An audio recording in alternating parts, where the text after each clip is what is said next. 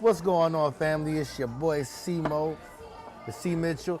We checking in with another episode of the Bird Bath ATL. We're gonna talk about the draft pick swap that the Falcons had, the echo chamber of Jessie Bates being out, whether you guys agree with that.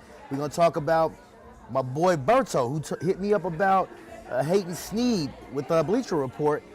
And if you stay tuned to the end, our story of the day is going to be Jalon Walker leveling up and the thoughts of Jeff Ulbrich on his progression this year. So stay tuned to the very end. But first and foremost, man, we're going to talk about the recent pick swap that the Falcons have. They made a trade with the Eagles in order to get Sidney Brown, and they traded the 4th round picks with the Eagles and their 6th round pick with the Eagles.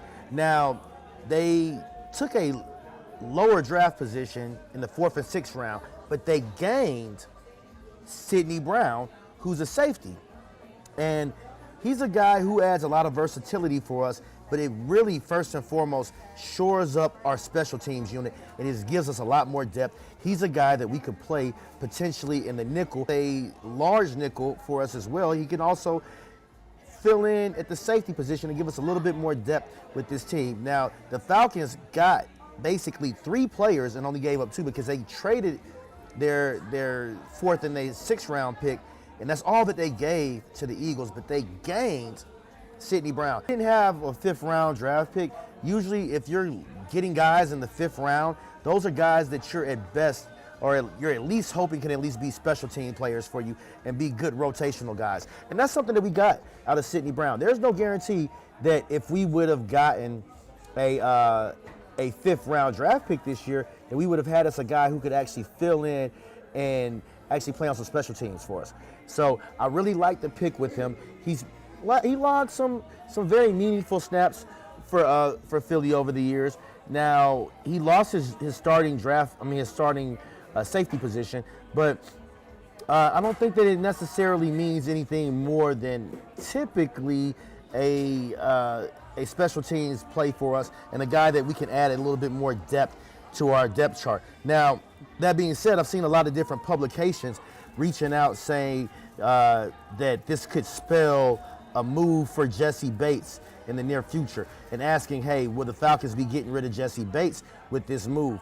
I've also seen a lot of echo chamber stuff where people are talking about they would trade Jessie Bates for a 3rd round draft pick. And humbly, in my opinion, I think that that's just way too low for a player of Jessie Bates' stature, man. When you look at it, Jessie Bates is just now coming off of an all-pro. Jessie Bates hasn't had a great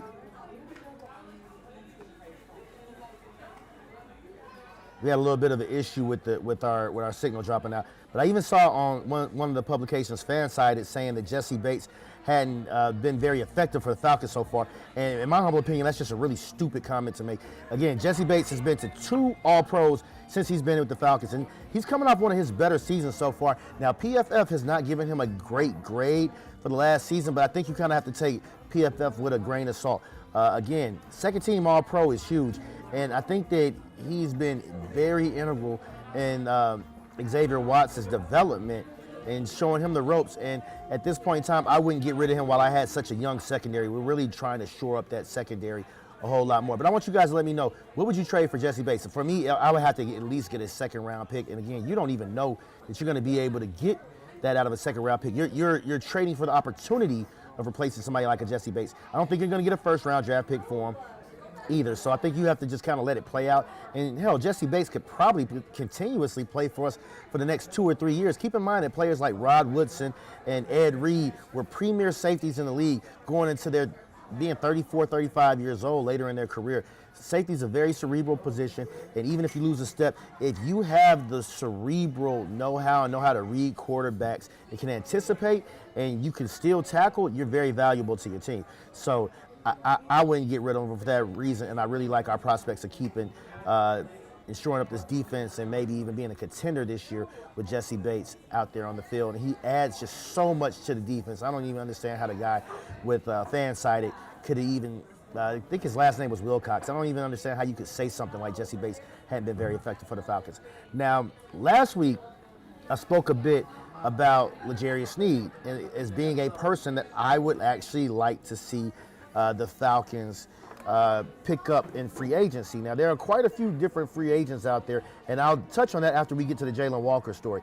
But friend of the show, friend of the podcast, one of my good dear friends at Bleacher Report, Berto, and check out his show. Check out what he does with the 95 North show, sports show, and check out his Bleacher Report column weekly.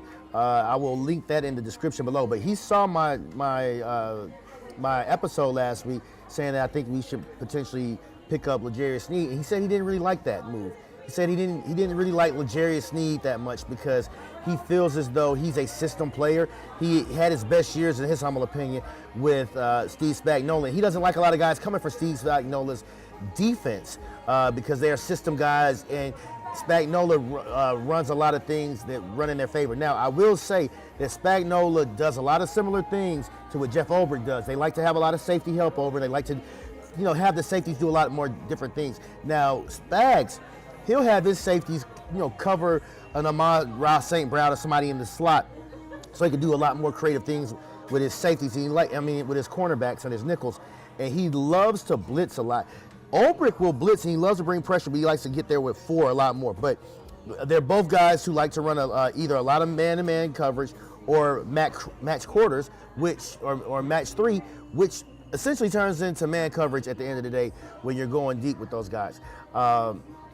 So one player that he said he liked, though, speaking of the homie Berto, in lieu of actually signing L'Jarius Sneed, is potentially Tacario Davis, who's projected as a day 2, maybe a day 3 pick. He's a guy that they're saying could be a second rounder or potentially a 3rd or 4th rounder. I think it just kind of differs and varies in terms of where you really value him at. Now, his prospect grade was like a 6.13, which means they kind of project him to be a solid backup later on in his career. Now, he's a guy who has a great deal of speed, 4.40, and he's 6'4", a very rangy cornerback, has a lot of arm length, not that great of an arm length for a guy his size, but has arm length, likes to play physical, and some of his weaknesses are that they say, at least on the scouting report, is that he can kind of get hit with the double move, combination moves, routes that have combinations on them are a little bit of a weakness for him, but they say that he is a guy who can really go out and will jump routes. Now, he came from Washington, so he played against some good, pretty solid wide receiver talent out there as well, too. So I want you guys to let me know what you think about Tacario, though. I'm not against it. I would actually like to see us go a little bit younger with the cornerback. I'd like to see us do both. If we could get L'Jarius Sneed at a decent rate, or get us a older cornerback, but still be able to bring him in, I don't think that's all so bad move for us to be able to make. And keep in mind that even with us having Billy Bowman on his injury with the Achilles, that we want to make sure that we look at our nickelback position early on, because they're not as bad as ACLs, but it still could take a little bit longer than a year for a guy to get to 100%. But keep in mind, Mike Hughes is a guy who's very injury prone, but we do have C.J. Henderson out there, and we still have Clark Phillips. Again, I'm not the biggest fan of Clark Phillips, but he's a pretty solid cornerback who could fill in. So I just want to see us get a little bit more depth at cornerback and actually get some more competition out there as well, too. There's a lot of people who like Kobe Bryant. I'm not that big of a fan of Kobe Bryant. And honestly, in the draft, I want to see us be able to get to getting a linebacker, if at all possible. I really like the kid out of Texas Tech, or I think it's Texas Tech. But I really like him. He was a runner-up at Heisman, and he could ball. He could ball, and I talked about him in our previous episodes as well too. Shout out to the chat. The homie Tonio says, "Was popping, bro, man. We just out here living our best life." Like I said, it's at happy hour right now, and I'm happy, man. Tacos and tequilas are my thing. Now, disconnection. Stay tuned with us. We're gonna get this going back again. And there we go. There we go. Again, our story of the day is, in case you missed it, and if you're just now tuning in with us, make sure you hit that like and subscribe button. If you want to stay up to date with all the Falcons news from Point Game Official and the Falcons Bird Bath, or the Bird Bath ATL. And also make sure, if you already hit that like and subscribe button, make sure that you hit that notifications button so that you can stay up to breast with everything that we got going on. But my biggest story of the day that's got me the happiest is Jalon Walker in the thoughts that Jeff Ulbrich has surrounding him. Jeff Ulbrich has said that he really expects Jalon Walker to make some major strides this year, and that he really expects to use Jalon Walker in a much more versatile manner, especially with Kaden Elliss being out. He said that it's a lot more clear in terms of how the direction that they want to go in the skill set that Jalon Walker has now this year. But they want to really use him as a definitive edge rusher and as a definitive end player. They really like his pass rushing capability and how he plays the run off the edge. But they really like the versatility that he brings to the table. If you go back and look at game tape, and I will do something on game tape talking about his skill set and what he brought to the table last year a lot. But very often, especially on third downs, they didn't hesitate to not blitz him and just drop him in the pass coverage over the middle while they would have Kaden Elliss blitzing a little bit more. So I really like the idea of them using him a lot more versatilely and moving him around the formation a lot. I believe that Jalon Walker was a very huge part of the success of James Pierce Jr. being able to get to those 10 sacks last year that he had. And just being real with you, Jalon Walker's a pretty good pass rusher. I think that his versatility of what he brings on first down, he's a guy who can rush the passer, but he also is a really strong run defender. And I will post below the poll results out. There's a guy, shout out to William Young. He said that Jalon Walker was not a good run defender, and he lacked a little bit in his run defense, but that's actually one of his stronger suits that he had. But I expect Ulbrich to use Jalon Walker a lot more judiciously coming up in the near months. He's a guy who could do everything out there for you, and he presents a huge matchup problem. And I think they want to make him a lot more of the focal point of their defense moving forward. He's really taken some major strides already to become more of a definitive pass rusher for the Falcons. And honestly, I think he was on his way to becoming potentially the Rookie of the Year for this team, if not the most major contributor, one of the best contributors for this team. Now, I really like what the Falcons are doing out here these days. With Jalon Walker, moving him all over the formation, and I don't think that we necessarily need to shore up the edge anymore. It's not a priority for us in the draft. So I think that they're going to really rely heavily on him as our main edge rusher, and they're going to try to go by committee with some of these other guys.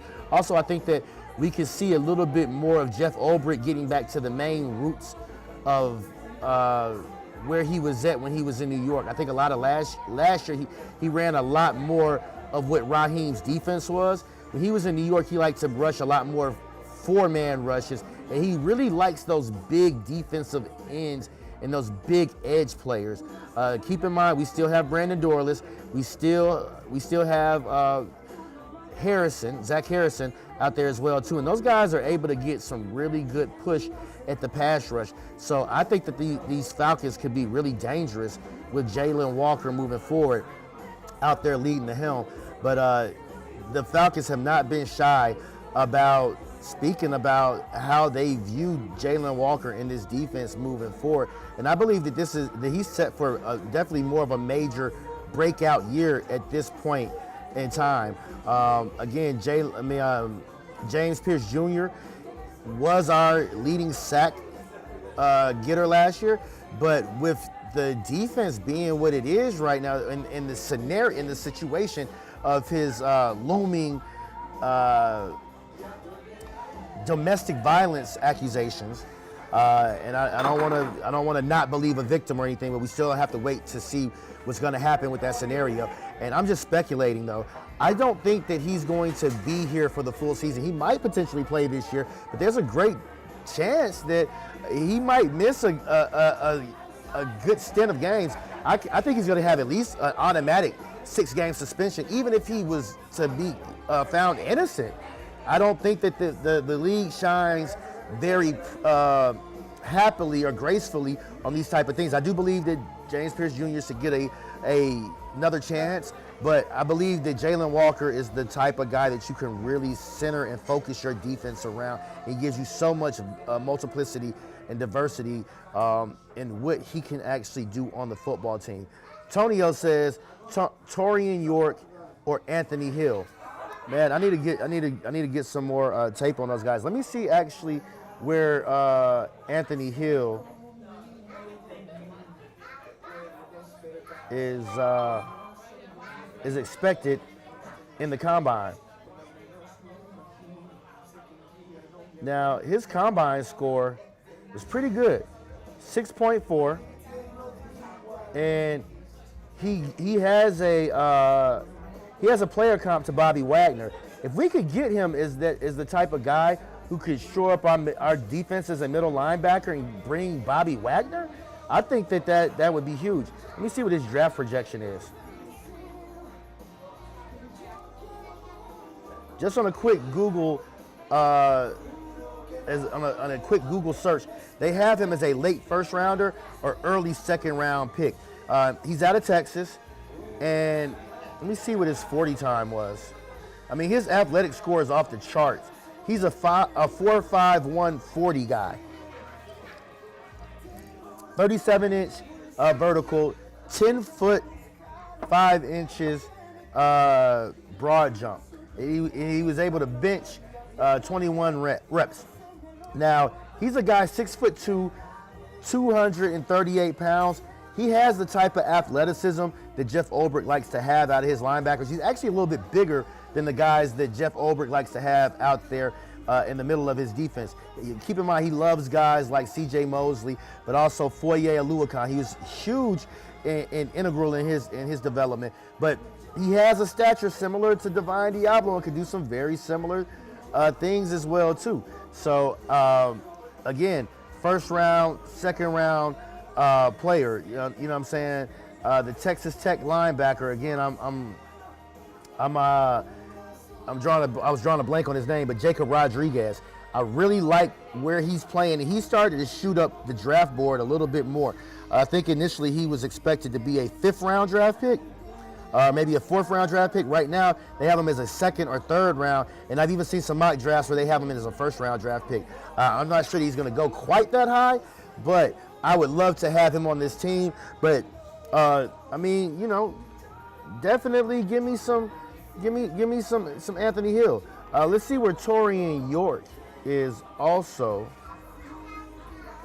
expected to go in the draft. Now, him coming out of Texas A&M, he's only 20 years old.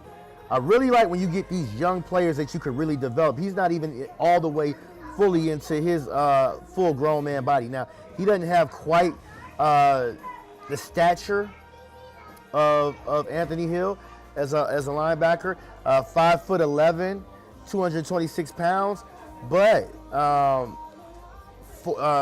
well, they don't even have his 40 time, but he's a 4.48 shuttle guy, and his 3-cone drill was 7.32, so he probably didn't run that 40 because he was afraid of it potentially dropping his draft prospects. His athleticism score wasn't quite there, but he has an NFL comparison to Ivan Pace. I'd be interested in that as well too. Let me see where his prospect is. His draft projection has him as a mid to late round guy. Now that's a guy that we could potentially get some bargain for later. And I do like where we're at right now with the linebacker that we picked up from the Texans that we signed. I think that you want to bring in a guy who could really push for that that starting linebacker position. And keep in mind, Troy Anderson is coming back as well too this year. So the Falcons, they do have some options of where they could be at with this draft, with their draft picks right now. And I really like a lot of the different options that we have. What up to the boy Smitty Doe, man? He's just chiming in on the text message, man. Y'all make sure that y'all check out the state of reaction as well too. I'll put a link down there as well. Also, shout out to the homie J-Bo Guns with the gun report, and he's doing some major things with his basketball content over there as well too. But I really like where this team is at with Jalon Walker and what he brings to the table. Tonio says also, Christian Harris is a dog. We do got a lot of speed at linebacker. Yeah, man, our linebacker speed is crazy. You got Troy Anderson, Divine Diablo, Christian Harrison. Just adding some more depth and some more competition out there could be huge for us. I wouldn't mind seeing them bring back Ronnie Harrison as well too. But again, with Aziz Oluwahari out there, and then also the boy that we picked up from the Colts, I think that we have a lot of depth right now and a lot of versatility in the direction that we could go with our draft picks and where we could be at with this team moving forward. So again, if you haven't hit that like and subscribe button so far, make sure you do so. We are trying to get to 1,000 subscribers before the NFL draft, but make sure you hit that notification bell so you can always stay up to date with what we got going on. Man, I want you guys to let me know any other moves that you would like to see the Falcons make in the near upcoming future. Let me know what you think about the cornerback prospects. Tell me, man, what do you think about? Do you agree with my homie? Do you agree with the homie Berto from the 95 North Sports Show? Do you think that Tacario Davis is a good pick at the cornerback position? And are you against the L'Jarius Sneed signing? Do you think that he is just merely a system cornerback? Do you think that he's a product of being able to thrive in Spagnola's system? Keep in mind that last year, or the last couple of years that he was in Tennessee, he's had a lot of injury. So he's not necessarily been where you would want him to be after signing the type of contract that he signed after leaving Kansas City. Before I get out of here, one more comment. 803 Tonio says, you should do a collab if you were mentioning Smitty's Sports Machine. I watch his content too regularly. Falcons content, regarding Falcons content. I do check out Smitty, the Sports Machine, but I was talking really about the 95 North Sports Show. He was doing some content with Smitty, the Sports Machine. They had a collabo show that they did, and Smitty's got some great content. He's a guy who checks in and chimes in and shows me some support. Shout out to Smitty, the Sports Machine. I would love to do a collabo with him. Smitty, if you out there watching me, man, hit me up, bro. Let's do a little bit of collaboration content. He definitely likes my TikTok videos and checks in from time to time, and we do follow each other, but I really like what he's doing out there as well, too. One of the content creators that I really like checking out. Tonio says, I'm against Sneed. He is hitting 30. I'd rather get a corner on the younger side. And I agree with you. I'm a little bit torn. I do think that having a veteran cornerback who you don't have to really rely on your young guys is really good, but I want to really get younger at the cornerback position. I don't want the Falcons to just be old out there. But again, man, I can't say enough about how happy I am to hear what Ulbrich is saying about Jalon Walker. We know that Kaden Elliss was a guy that he really loved, but I think because of the versatility in Jalon Walker, that's one reason why they're okay with moving on from Kaden Elliss, because later on, like in your game, where if you're playing in your third and fourth down situations, where they are must-pass situations or guaranteed expected passing situations, you can really move Jalon Walker around a lot more, and he's dangerous in those B gaps. He's dangerous in the A gaps. He can really play on the edge in his early downs, but you can move him inside on later downs, and you can really do a lot of stunning and twisting with him and some of the other big ends that we have out there and the big edges that we have, because those guys have quick and nimble feet. and they can do a lot more damage out there. I also want to see us get another run-stuffing defensive tackle, if not in the draft, also in free agency. I was just looking at something today, and I'm going to get up out of here after this, but players that the Falcons are players still available in free agency, and I'm drawing a blank a little bit. I'm going to pull up the article that I had.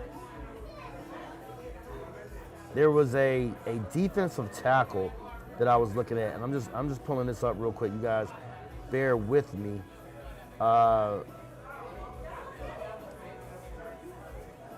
Again, I'm drawing a blank. I'm not really a big fan of Juwan Jennings that they were saying, but let me see. Best defensive tackle.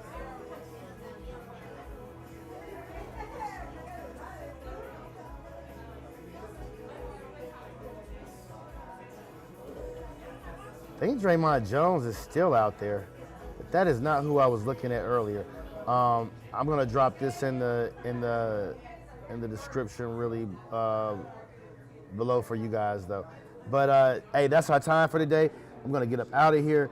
Antonio says, I'm interested to see how Ulbrich is going to utilize Jalon this year. Do you think we will get another edge, or do you think we're done? I think we're really putting ourselves in a position where we can go best player available. I could see us going with an edge defender, but edge is one of the hardest positions to really draft and really evaluate talent on. We really hit pay dirt with Jalon Walker and James Pierce Jr. recently, but keep in mind we had some issues.